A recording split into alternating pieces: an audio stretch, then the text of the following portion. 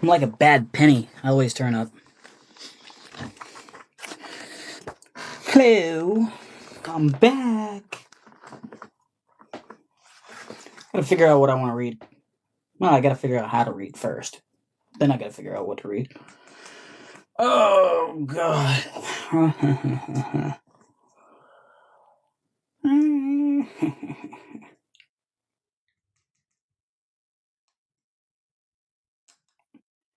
You want something culty? Something weird and culty?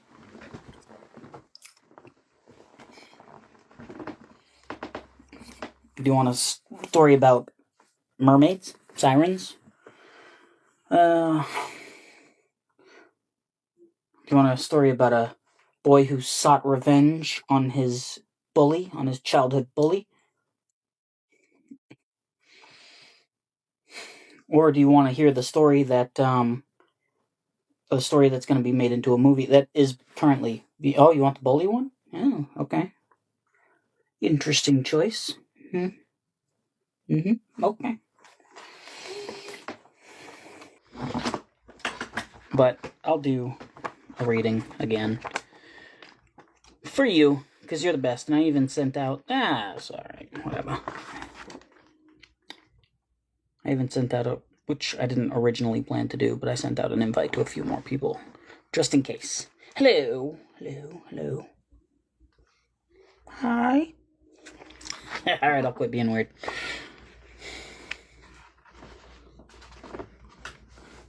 Tell you what I was going to do? What am I going to do? I'm going to read a story. One of my stories. So I wrote this book. This book is called The Rejected Ones. It's a collection of 10 short stories that I have tried to submit to magazines and anthologies and so on and so forth over the course of a bunch of years, and I never really found a place anywhere, but I always thought they were too good to let go of, so I put them all in a collection. I called it The Rejected Ones. Get it? Ha ha ha, because they were rejected. Made a paper chain right here that's out of rejection letters. And even an origami swan made out of rejection letters as a little FU to the publishing companies. Now on with the rest of the show.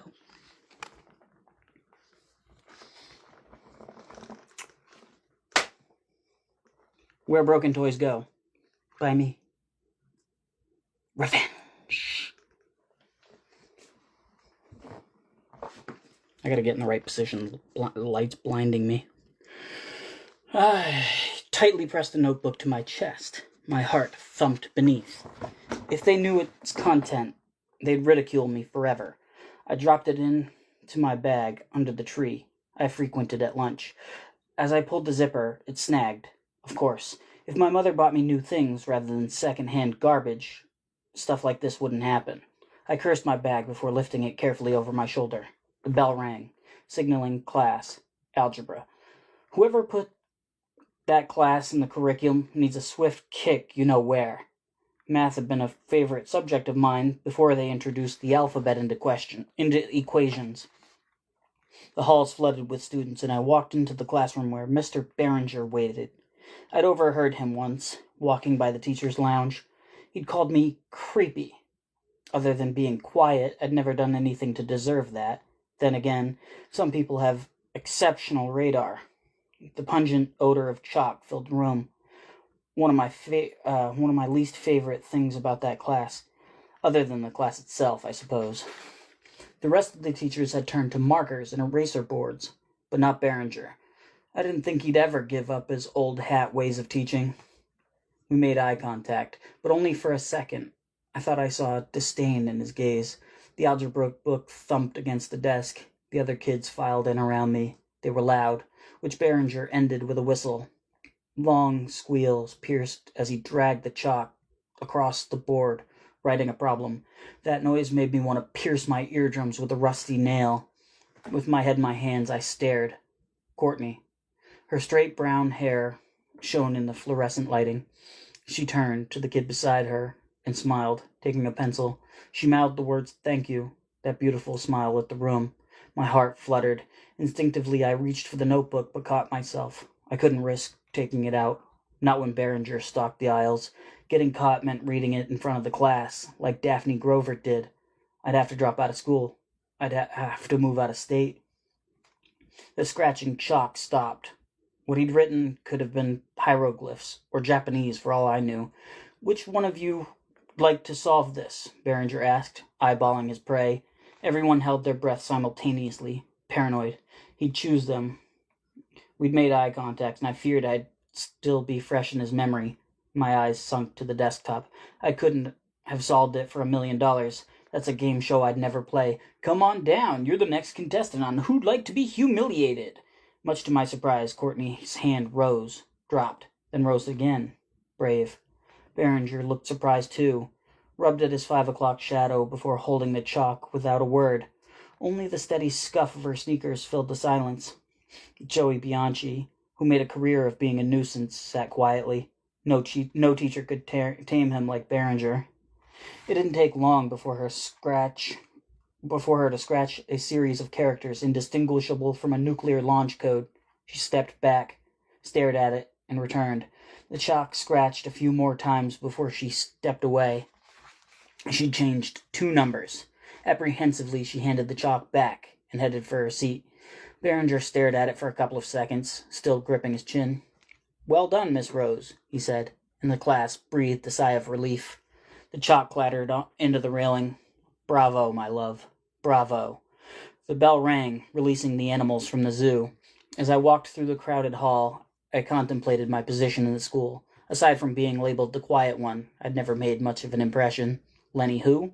Most of us had gone to school together since elementary, and they didn't much care for me then either.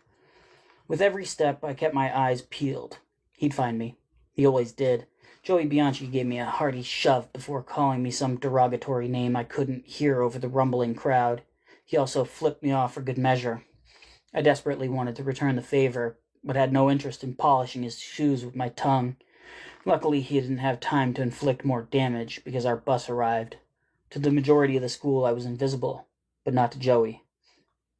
He'd added out for me since the 3rd grade. I spent most of my time avoiding him. On occasion, I'd even walk the long way to my classes, trying to stay ahead. The bus door flung open, and I stepped on board. Boarding early ensured that I had a seat.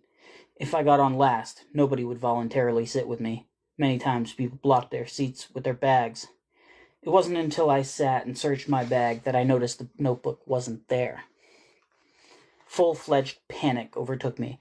I pulled it into my lap and pushed the stuff around, hoping it had sunk to the bottom. The contents flooded the seat as I pawed through everything. From the outside, the notebook didn't look special, but inside there were things I couldn't believe I'd written.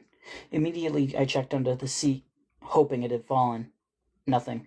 The brakes screeched, and I looked up in time to see my house. I shook my head, desperately searching for the notebook. With one quick swipe, everything slid back into the bag, and I flung it over my shoulder. Halfway down the aisle, someone threw a crumpled piece of paper in my face, earning laughter. As I stepped inside, my mother snapped at me. "Why are you slamming the door, mijo? Your father is sleeping." Sleeping. That's what she calls passed out drunk. She'd already cleaned his mess. I knew if I checked the bin, I'd find a bottle of Crown Royal. We'd done this dance before. Just hearing her call him my father set my teeth on edge. She looked at me closer. "¿Qué pasa?" "Nada." There were a lot of things I kept from her. Joey Bianchi tormenting me every day was one of them. The content of the missing notebook another. "Ven aquí," she called after me as I stomped up the stairs. "We need to finish the garden." The bag crashed on the floor. Back and forth I paced.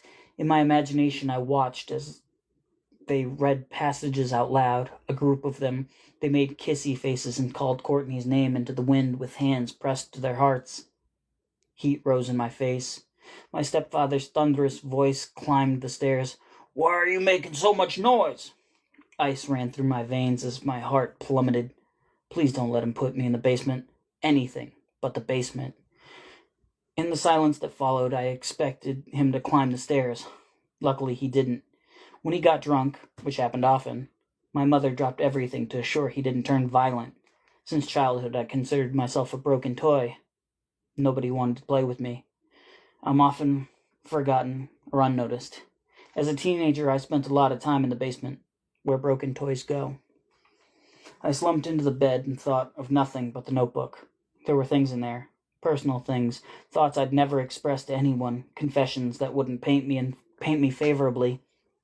Some of those things could have been misinterpreted. Before I drifted off to sleep, my mother's voice crept through the door. "We're going to be out of town this weekend. Te amo." "I love you too, Mom." That night, like most nights, I dreamt of Courtney. We were on a boat, waving to our loved ones as we embarked on a voyage. During this dream, she refused to kiss me and blamed the cracks in my face that had been made of plastic. The following morning, I kept my head low, watching for changes. Everyone acted normal at first. They didn't steal glances or whisper when I came around. Per usual, they ignored me. Joey stood at the back of the bus, mouthful of yellow chiclets gleaming wildly. "I found this notebook at the bus stop yesterday. I don't know who it belongs to, but they're in love with Courtney Rose." My biggest fear came true. Joey began reading aloud, entertaining anyone who'd listen. He stumbled through the writing as best he could, considering he read at a 5th grade level. My prose sounded worse aloud. With every sentence, I felt smaller and less significant. I couldn't sink any further. At one point, Joey stood on the seat and recited my words like a Shakespearean actor. That won a couple of cheers. He also caught the bus driver's wrath. Acrid bile filled my mouth, and I forced it down. My face burned hotter than the desert. Thoughts of suicide came and went, easier than breathing. Something came to mind I'd heard along the way. When you kill yourself, you don't end your suffering, but pass it on to someone else. I couldn't do that to my poor mother. I pressed my mind, hoping I hadn't left my name in the book. As far as I could recall, I'd never signed any of the letters. I'd only made slight references, like sitting behind her. Trying to recall all the details brought on nothing but a migraine. After Joey's performance, he said he planned on solving the mystery. Even though he wasn't the brightest crayon, dread filled me quickly. As they say, even a broken clock is right twice a day. Everyone filed off, and I never wanted to be invisible so badly. As we headed for the cafeteria, I tried to keep my head down. Between the bus and the cafeteria, Behringer saw me. At times, it felt as if he could see right through me, as if he knew all my dirty secrets and was waiting for anyone else to figure it out. At breakfast, I watched Courtney, expecting someone to tell her. Probably Joey.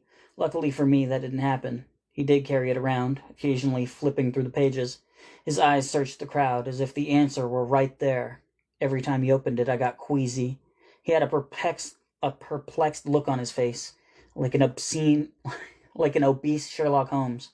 The knot in my gut hadn't loosened, and I couldn't imagine eating. I took my normal spot by the tree, but sat in the shadow, so Joey wouldn't notice. The rumor mill didn't turn as fast as I'd expected. From what I could gather, Courtney hadn't heard yet. If she had, she didn't seem fazed. I thanked God for small miracles. Joey's detective skills were about as good as his people skills. When it came to getting what he wanted, he only spoke one language: violence. He didn't have many friends, and certainly no romance. The girls looked at him as if he had the sex appeal of a zombie.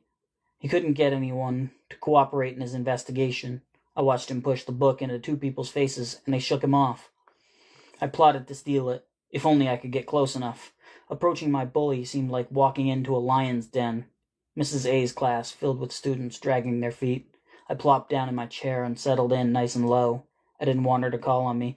Unfortunately, Joey was in the class too. He'd keep an eye on me. He always did. If the opportunity to humiliate me presented itself, he'd accept it like an Oscar. With a stack of papers in my hand, with a pack of stickers. Slow down. With a stack of papers in hand, the gaudy woman took center stage. "We have a pop quiz today." The class groaned in unison. "Take one and pass it back," she said. A hand rose in the center of the class. Curious, I looked up to see who. Joey. Mrs. A, who'd had enough of his shenanigans for one semester, asked, "Yes, Joey?" Tension hung in her voice. Playing the role of a decent student, Joey said, "I can collect the papers at the end." Her eyebrows furrowed in confusion. "That would be very helpful." "What? Why? That's not like him." Out of the 20 questions, I knew about 5 answers. I never cared for English. Didn't care what Bram Stoker said or Mary Shelley. Participle phrases could kiss my ass. I answered every question with a resounding piece of bathroom stall philosophy. It wasn't until I'd let go of the paper that I realized why Joey wanted them. He made a quick stop at his desk, flipped open the notebook, and shuffled the papers. He was trying to match the handwriting. The urge to vomit, which I'd suppressed, returned.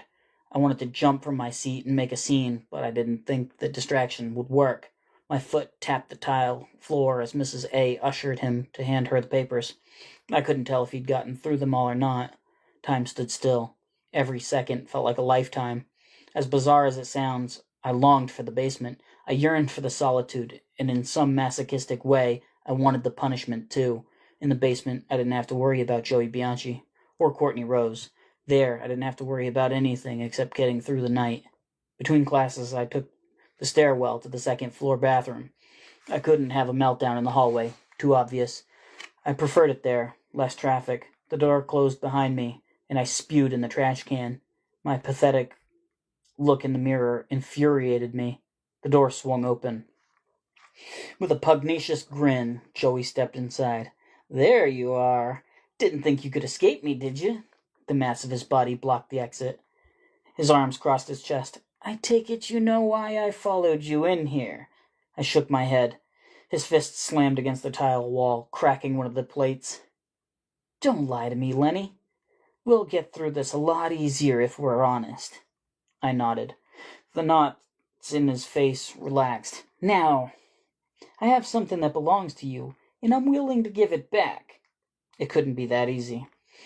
A slug of a tongue crossed over buttery teeth. "Of course, it would come with a cost." I wanted to stop myself, but couldn't. "Of course." He flexed his hand a couple of times, perhaps regretting the punch. $100. I gulped. "I don't have—" "No exceptions." The stare that followed shook me at my core. If I didn't come up with the money, something horrible would happen. He'd either hurt me or humiliate me. Either way, I needed $100. I nodded. "Come by my house Saturday." The halls were crowded. Standing outside Behringer's glass were Courtney and Teresa. I overheard Teresa mention the notebook. Courtney turned up her lip in disgust. I couldn't hear the conversation, but I distinctly heard Joey's name. During Behringer's class, after he'd stepped out for a call, Courtney asked Joey about the notebook, which he claimed he'd thrown out. I couldn't believe it. The promise of $100 had bought his temporary silence. An ounce of relief came over me. She didn't know, and she wouldn't know if I coughed up the money. There were a million things I wanted to say about Joey, but he seemed to be keeping his end of the bargain, extortion or not. Friday night, my parents left. I turned the house upside down, flipping couch cushions, searching through drawers. I wanted to come up with the money, desperately. I made a handful of calls, but nobody would lend me a dime. By Saturday morning, I'd come up with $22.13. I never should have written those letters. Men aren't allowed to have emotions in today's society. We can't wear our hearts on our sleeves, and now I understand why. Weakness. Fear churned my stomach. I must have imagined telling him I didn't have the money 400 times, and it always ended with violence. He'd punch me in the face and throw me to the ground. He'd then go to school and tell everyone my secrets. At 1 o'clock, the dreaded knock came. I didn't have to guess who it could be. I knew on the other side of that door stood Joey and my fate. When he found out I didn't have the money, he'd turn the notebook over to Courtney, and perhaps the whole school would have a laugh. Certainly they'd come up with a few nicknames for me. Stalker, creep. Part of me didn't want to answer it. I just wanted to hide under my blanket and wait until I was old enough to leave. He continued to knock, and the door squeaked as I let him in. I looked over his shoulder to see if anybody had given him a ride. He hadn't ridden a bike either. "Do you have it?" he asked as we stepped inside. I lied. "It's in my wallet downstairs." Together we walked toward the basement. My heart stampeded against my ribs. I pulled open the door, hoping he wouldn't notice the locks on the outside. I took a couple of steps in first, and then stopped. He followed. I snapped my fingers in fake realization. "Why don't I just Venmo it to you? It'll be easier." He pulled out his phone in response. I grabbed it and shoved him as hard as I could, only making him stumble a couple of feet, just enough for me to slam the door and fasten the 2 bolts. "You motherfucker!" he screamed. "Let me out of here!" What the hell did I just do? "When I get out of here, I'm gonna kill you!" He pounded the door, shaking it in its frame. "You're dead!" The notebook crossed my mind. I wondered what he'd done with it. It wasn't in his hands when we walked in. His fists pummeled the wood. My stepfather wouldn't open the door when I pounded on it either. The irony of being on the opposite side wasn't lost on me. "Give it a rest," I shouted, trying to sound in control. "What now?" As expected, he didn't stop. He continued to bang and scream obscene, graphic depictions of things he'd do, given the chance, chop off my extremities and shove them down my throat, and other colorful scenarios. Several times I paced. His phone buzzed in my hand. That's when I wondered if he'd told anyone he'd come here. If asked, he'd probably lie. He hadn't likely told anyone about his extortion plan. My hands trembled as I stared down at the phone. I couldn't focus on the message. Utensils in the drawer banged as I pulled it open. I remembered the app people use to locate missing phones. Of all things, I chose the meat tenderizer. Spiderweb cracks spread across the screen with each thump. "What was that?" he called, his voice muffled by the door. "I'm making something," I shouted. My voice sounded weak. "Shut up!" With a cautious peek through the blinds, I ran his phone outside and tossed it in a bin. As I walked back toward my house, I checked my surroundings to make sure I hadn't been spotted. What am I gonna do? As expected, his rampage settled. Now he'd gotten past the anger and approached negotiation. His voice softened significantly. "You don't have to do this. If only you treated me better. If only you tried to befriend me instead of bullying." I remembered watching him torment the other kids as I sat alone on the playground. Nobody plays with the broken toys. I didn't know what to do, so I walked into the other room. The sound of my mother's favorite show, Telemundo, drowned out what remained of his rage and pleas. I wasn't particularly fond of it, but I let it play, so I didn't have to listen to him. Deep in thought, staring out the window, I remembered I still had to finish the garden. I'd tilled the land, but hadn't planted the seeds. If I didn't get it done, I'd likely end up in the basement too. Visions of being trapped in there with Joey came to mind. Also, visions of my stepfather finding him did too. I shuddered at the thought. Something had to be done. I couldn't leave him there forever. My parents would be back on Sunday night, and they'd hear him. "Just let him go," a voice in the back of my head said, but I silenced it. I couldn't just let him go. He'd go straight to the police. After struggling with the plan for an hour, I found myself in the kitchen again, staring at the door. "How much of it did you read?" He hesitated, followed by what I assumed was a lie. "Not that much." Spots erupted in my vision after rubbing my eyes. The clock on the wall signified it had only been 2 hours since I'd taken him hostage. "Where is it now?" Another pregnant pause. "He didn't have it when he'd come in." I looked. He swore he'd give it to me, if I paid him, and that nobody would find out. "Were you going to hustle me from the $100 and keep the fucking book?" Silence. "You're unbelievable." I thought he whispered he was sorry, but then again, it could have been the TV. I bit back against the rage building inside. "There's only one way you're getting out of this." Defeat lingered in his voice. "How?" Biting into the flesh of my tongue until shards of pain gripped my jaw, I muttered, "Tell me exactly where the notebook is. Once I've retrieved it, I'll let you go." He chewed on this thought for a long time. "I can take you straight to my house. We can go right now." Excitement rang through the door. "Too risky. Where is your house?" With my mind racing, I couldn't remember which of the bus stops he got off at. "Poplar Street, number 14. Judging by how his words trailed off, he realized he'd given up his only leverage. He tried to negotiate, but I'd had enough. The volume on the television went up. Telemundo had given way to a soap opera, something I'd never seen before. 2 actors embraced in a long kiss. For a couple of hours, I sat in front of the TV, trying not to think about my bully locked inside my basement. The thought never successfully escaped my mind. I was only waiting for the sun to set. It wouldn't look too good if people saw me wandering around his house. After dark, I entered the kitchen and stood by the door. "When do your parents go to bed?" A tired voice returned. "Dude, you have to let me out." Seriously. I took the bait. Why? He didn't respond immediately. I need my insulin. I shook my head. Yeah, right. A bang erupted from inside, probably him punching another wall. With gritted teeth, I asked, "Which one is your room?" He ignored my question. I kicked the bottom of the door. The tired voice returned, "Fuck you." The wind had picked up. I pulled my hoodie over my shoulders and stepped out into the darkness. I had to think hard about which street led to Poplar. I didn't get around much. As I walked, streetlights glistened and lit my way. Moths flittered around the lights. After half an hour of walking, I found Poplar Street. Number 14 was an ugly, ramshackle building with mismatched curtains. A rustic lawnmower sat in front, knee-deep in grass. A single car sat in the driveway. I stopped at the bus stop half a dozen times, but never realized how sad his house looked. The gutters were filled with leaves, and the shutters were barely hanging on. Only one light lit the rundown house, and it flickered, which led me to believe it was a TV. I guessed it was probably in the living room, so I had one last room to investigate. The first window I came to, the shades were open.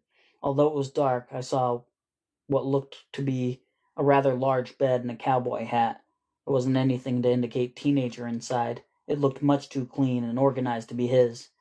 Only a slit separated the curtains in the second window, which turned out to be a bathroom. The third window I came to was the correct one, like in the Goldilocks story. Just right. There were clothes slung haphazardly around around the room. Posters of metal bands and half-naked women clung to the walls. From what little light I gathered, I saw what appeared to be the notebook sitting on the bed. The rickety window rattled. As I maneuvered it up, I stopped and listened to the sounds within. Nothing changed. My arm strained to throw myself over the lip, and I had to wiggle to get inside.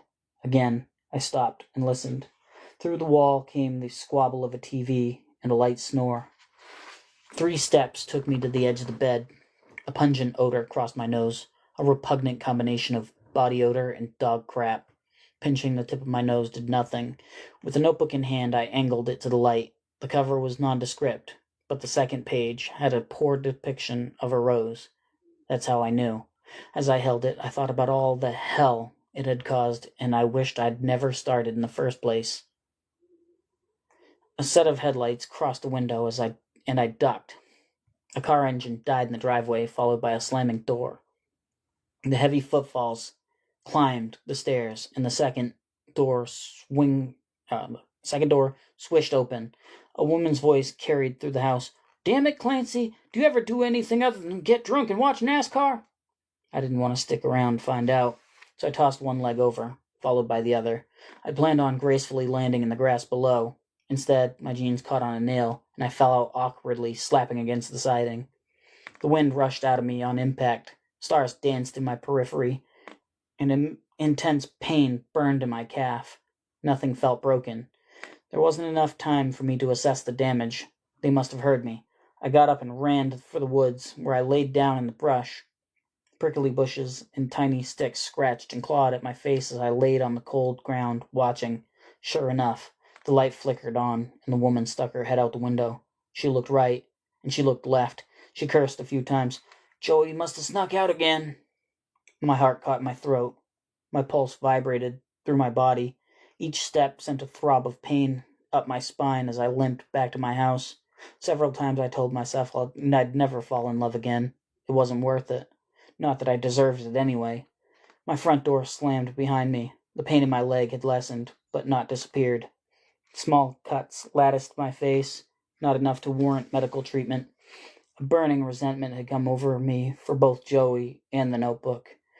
At one point, it had felt like a conduit to Courtney, an expression of my love for her that she'd someday laugh about. Now, having seen her reaction to its existence, it felt inappropriate. Behringer had been right to call me a creep. The basement door held me up for a couple of minutes as I recuperated. "I got it. I'll tell you in the morning. I'll let you out in the morning." Without any response, I figured he'd fallen asleep. With that, I took the notebook upstairs.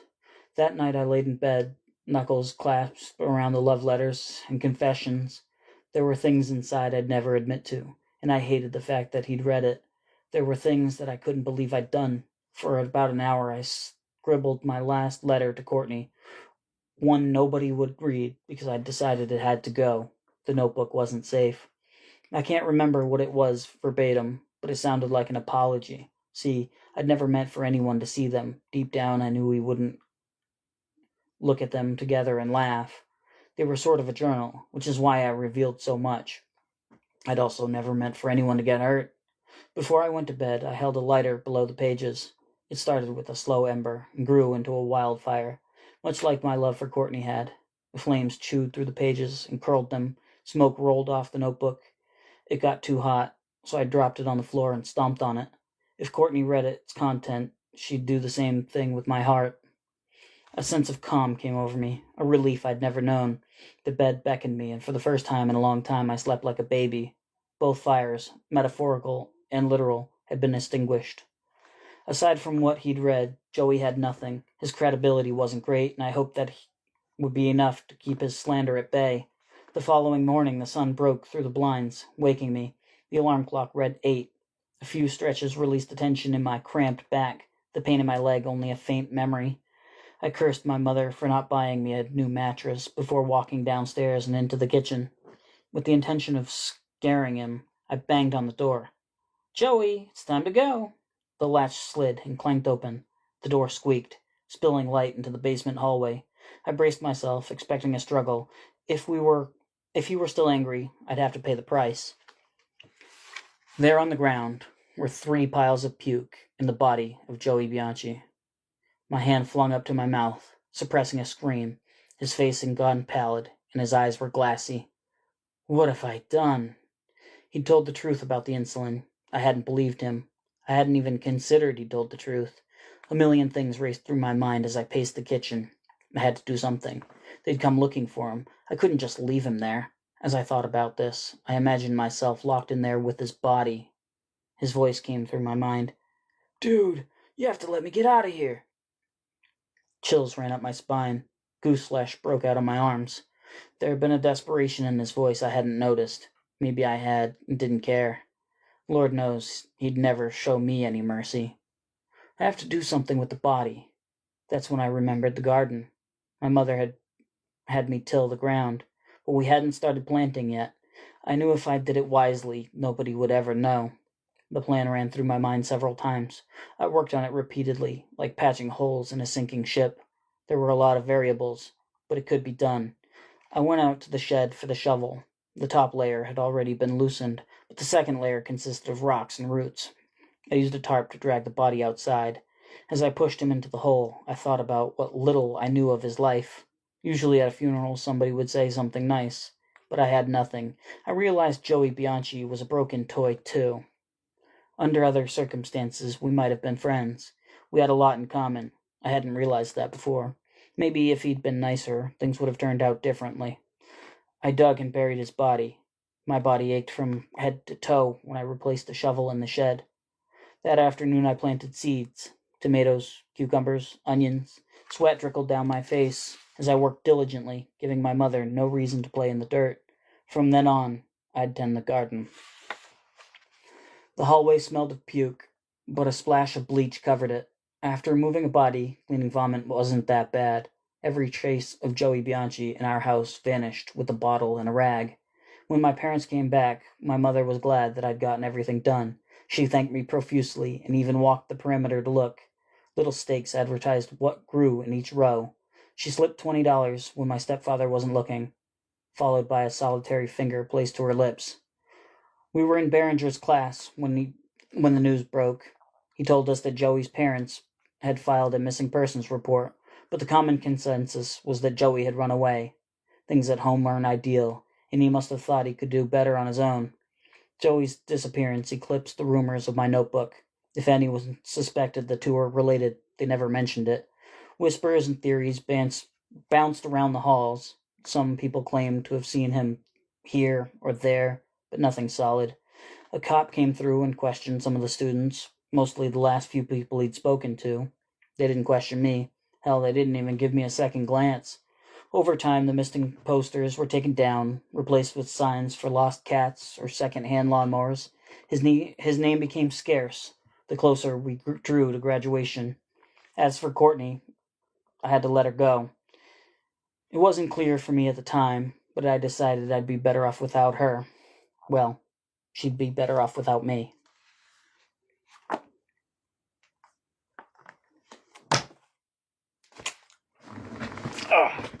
That was my story, Where Broken Toys Go.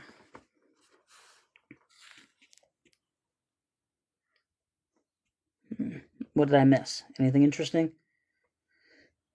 There's a lot of comments back there.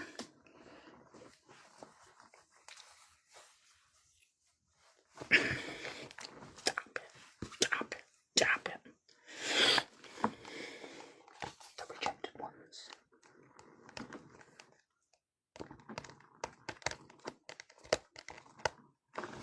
Available on the Amazon.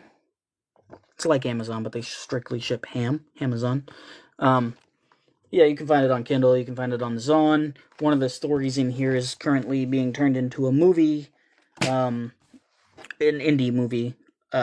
We shot it back in October, I think.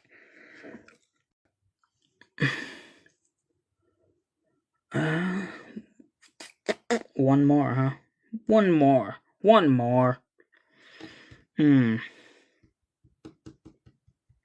I think I can do one more. It's gonna be a short one, though.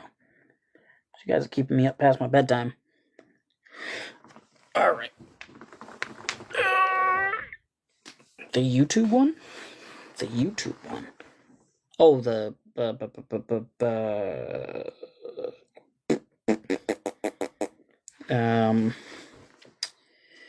Hush Little Baby? Is that the one you want me to read? You want me to read Hush Little Baby? Or do you want me to read The Black Hat Society? Do you want to read about alien abductions? Or do you want me to read the prank one? The Darker Side of Us? Unfortunately, I don't know if I have any copies of Diamond Highway on hand. I think I've sold out. I'll check. I do not have any copies of the Diamond Highway on hand. Oh yeah, Chucky. Yeah. Back there. My buddy. Yeah, I could read the culty one if you want. Yeah, I did a convention, I don't know, like a month ago, 2 months ago maybe. And it was pretty good. Yeah, Black Hat Society, I'll read that one. And yeah, I sold out of the Diamond Highway, and I haven't had the money to recoup my stock as of lately. Times are tough over here at the Carter household. But the Black Hat Society. So, as I told Marianne this once before, this story is based on a dream that I had once. I had this crazy dream, and it was sort of very difficult to explain, but I did my absolute best to recreate it in this story, so that's that. Page 69. Giggity giggity goo. Buckle up. The Black Hat Society. Gray clouds hovered overhead. Thunder rumbles in the distance. It isn't raining, but it will be before it's over.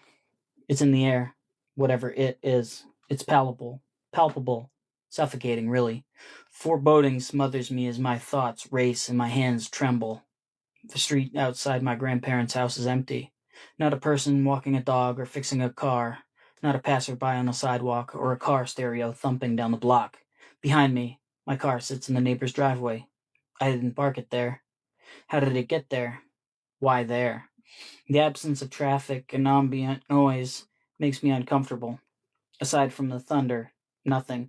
The hair on the back of my neck stands rigid as I stare at my grandparents' front door. It isn't right either. A replica, a poor recreation of the house I grew up in. It reminds me of the other flat in Coraline. Is there another mother, too? Full of dread, my heels drag on every step. The hinges squeal like a pig being slaughtered. It's eerily quiet. Lights dance off the living room wall. I see my grandparents as I approach the flickering TV. They're staring at it. Vacant. It's on mute. So are they. Their eyes are glazed over. Not dead, but maybe hypnotized. A smell permeates, thick and yellow. The wallpaper is stained and peeling. Mold covers the ceiling, porous and green. Words fall dead in my throat. I consider running, but before I can, there's a chitter from deeper inside. My grandfather sits erect in his recliner, with his feet on the floor. His back doesn't touch the cushion. Great posture is foreign to him. Aside from the subtle rise and fall of his chest, he looks dead. His skin is pale and cadaverous, eyes milky white and distant. Where there had once been love and joy is nothing but a wasteland. His eyes are glued to the screen, unwavering. An expressionless look captivates his face. Colored lights flicker on the wall behind him. My grandmother looks much the same. Her skin has taken on a waxen quality. The loving face that has produced so much happiness in my life is sallow, gaunt, vacant. Again comes the chittering. Closer, louder. I must pass them to reach the suspicious noise. Holding my breath, I take my first step. Perhaps it's proximity, but their breathing seems louder. It's less like ordinary breathing and more like the death rattle. Watching my grandfather's face distracts me from the hand that clasps my wrist. I scream. Grandma's freezing cold fingers hurt. She doesn't look at me, only opens her mouth long enough to say, "Beware of the men in black hats." Jerking free, I bump into the coffee table and the contents clatter on the floor. The remote smashes into pieces and the TV comes alive with sound. My already heightened heart rate redlines. A bizarre realization sweeps over me. This is a dream. The noise breaks the tension, but only some. Passing them and stepping into the kitchen, my breath catches in my throat. It's unlike I've ever seen before. My grandmother would die if her house looked like this. Rats call through the cupboards and snack on rancid food. The smell is ungodly. Their beady eyes consider me while they trample through food and feces alike. Worm-like tails follow their grotesque bodies. As they roam about, they squeak. The rats make those noises. The rats. They're in the walls, probably in the pipes, too. Hundreds of them. Their little feet scamper across the tile floor. An urge to cross the kitchen and go upstairs overwhelms me, but I resist. I can't imagine a more horrendous thing than walking among them, risking my ankles to their greedy teeth. There's a blanket up there. I know this as surely as I know this is all a terrible dream. The thing that I don't know is why the blanket matters. Why do I yearn for it, and why is there a sense of guilt attached to it? From above comes the unmistakable sloshing of water on porcelain. A voice trails down the stairs, song-like and familiar. My mother. She calls to me, urges me to come up the stairs.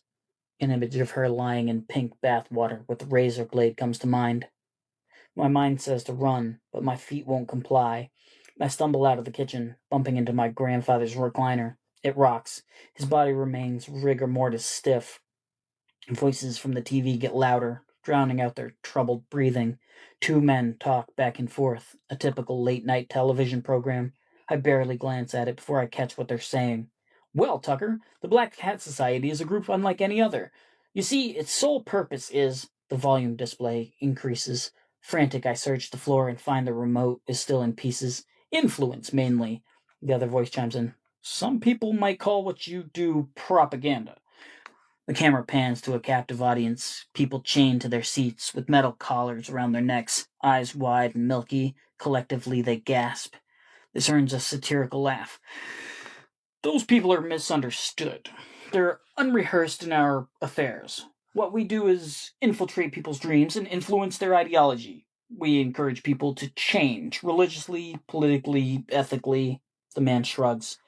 Shaking my head, I try to free myself from the mind virus flickering in high def. It's hypnotism, and I almost fell for it. As I move toward the door, my grandfather calls after me, "If they know you're aware, they'll kill you." Aware of what? I would ask, but I already know the answer. If they know I'm aware this is all a dream, people aren't supposed to know they're dreaming until it's over. My scattered thoughts collect puzzle pieces of information. Black hats, dream police, aware. I can't run fast enough. I can't wake up soon enough to escape. Gooseflesh stands on my arms as I race across the room. The floor stretches below my feet, growing longer and longer with every stride.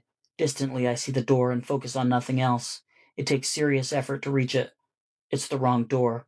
The handle is on the opposite side. Subconsciously, I know this to be true, but my frantic mind discards it immediately. The door sticks. With a powerful nudge, it squeals open and dumps me onto the front porch. If it weren't a dream, the landing would hurt. I scurry to find my feet. I know how to get out of nightmares. Think. The street is busy, unlike before. A few people push strollers, others walk in packs. One is even walking a dog, but they're too far to see well. Some wear black hats, others tote umbrellas. An urge to scream bubbles up from within. I resist. I can't call for help. They mustn't know that I'm aware. A woman sees me descending the stairs. Her face barely appears from under the umbrella. Suspicion scrunches her brows. Several steps take her away, but she steals a glance and loses grip. A large black hat peeks from underneath. Inconspicuously, I ease down the stairs. If I don't look, perhaps she'll move on. If she doesn't know that I'm aware, I might get out unscathed. Every moment feels like there's a bomb under my seat, and I'm racing the clock to defuse it. Thunder grumbles. Slashes of lightning trail the sky. Suspicious eyes follow me. There's nothing to cover my face. I have no hat, no sunglasses. I'm left exposed to all the onlookers. There's nowhere to hide. Wrapping around the house, I notice my car is gone. Reminding myself this isn't my car, only a replica soothes me. Much closer to the house than before I find it. It's buried, literally, lying on its side in the ground, buried. The passenger side window is open, which means I could drop it down inside to hide, but I won't because there's no way to get out. The grass surrounding it is undisturbed because it is, after all, a dream. Someone stops on the sidewalk. Their dubious eyes take me in, making me feel naked. Their head tilts with curiosity. It's a kid. His eyes aren't milky like my grandparents', and he isn't wearing a hat. It doesn't matter. He's on to me. "You're not one of us," he mutters. The accusation is thick in his voice. He steps closer for a better look. I stutter, trying to find a response. I am one of you." My body doesn't agree with my words because I've stepped back, distancing myself from the threat. His voice grows deeper. "Not one of us! Not one of us!" This becomes a chant. "Not one of us!" Trying to stop him, I say, "It's a misunderstanding." Others stop in troves to watch my misery unfold. Unfold like that mysterious blanket, perhaps? If they intend on stopping it, they don't. The black hats and umbrellas are foreshadowing my future, a precursor of my funeral. I'll wake up if I wiggle my toes. As they gather, others join the chant. "Not one of us! Not one of us!" Those who aren't engaging are mouthing the words. Their voices grow with the approaching mob. My back thumps against the house. There's nowhere left to go. Before I can run, someone grabs me. His grip is tight. I look up into his face, finding the dark glasses hiding his eyes. There is a black hat cocked on his head. "Is it true?" he asked, tightening his vice grip on my arm. "Last chance." They have me surrounded. Their voices rattle my eardrums as they close the distance, greedy little hands outstretched for their pound of flesh. "I am one of you. I am." My words fall on deaf ears. In the reflection of his glasses, I see myself. Not me, wriggling in fear, but me, lying in bed in the real world. My wife hovers over me, ready to wake me as I whimper. Inches from touching me, she withdraws. I want to scream. After a second, she advances again, confident. She shakes my arm, and through the tendrils of dream, I feel her skin on mine. From nowhere comes a rope. The man in the black hat lassos my head and tightens the noose. In the reflection of tinted glass, my wife shakes me violently. My body jostles back and forth. She's no longer apprehensive, but stricken with fear. As the rope grows tighter, it gets harder to breathe. My hands claw for the rope, but they're met with resistance. The others hold me still. Above, the menacing sky voices its disapproval with slashes of lightning that jag from the clouds. The low, demonic growl of thunder intensifies. The storm is upon us. Her voice projects from somewhere above and resonates inside my head. Honey, you're scaring me. Wake up. Wake up. Their voices topple hers. Not one of us. Not one of us. Some of them toss their fists in the air in unison with the chant, Not one of us. The man in the hat grits his teeth as he throttles me. He pulls my face inches from his own and whispers, You don't belong here. My hand breaks free from their grip and finds the rope, only it isn't a rope any longer. It's a metal collar. Come on, wake up. The first few specks of rain patter on his sunglasses. I see myself wake, roll over, and throw up. That me is writhing and gasping for breath. He says to her, They knew they knew I knew it was a dream, and they tried to kill me for it. The veins in my head pound. Not even a sliver of breath slips through my lips. All the blood is trapped. It's become a balloon with too much air. My life is draining from my body when my eyes fly open with a gasp.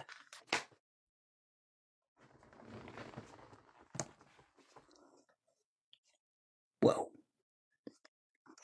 Thank you. Thank you. Thank you. Oh, yeah, since 2012. Yeah. Uh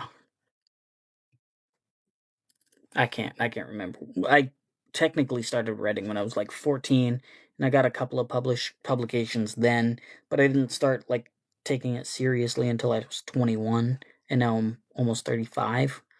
So, yeah, I'm trying to get a book deal. Is basically what I'm trying to get at. You're past your bedtime. I have gone past my bedtime. It is way past his bedtime. Hello, people. No PDA. I'm going to bed. Yeah, I'll be in shortly. Yep. So that's pretty much the extent of it. Yeah, and I try to like remind people via TikTok. I'm like, hey, the links in the bio, so on and so forth. But thus far, ClarenceCarterAuthor.com. Yeah, that'll lead you to the other guy. There's a musician with the same name as me. But that's pretty much all I got. I'm kind of burnt out, I'm tired. I gotta go back to work in the morning. If you guys have any last minute questions, now's your time. If not, thanks for coming. You guys are the best. I'm glad that I did get to read for you. We'll have to do it again in the future. I have 32 short stories published already, and then I have the 10 that are in the next collection. If you guys want to do another reading in the near future, maybe pick out a story or something. I don't know, but we'll do it again anyway. Thanks. As for now, it's almost 9:30 here. It's bedtime.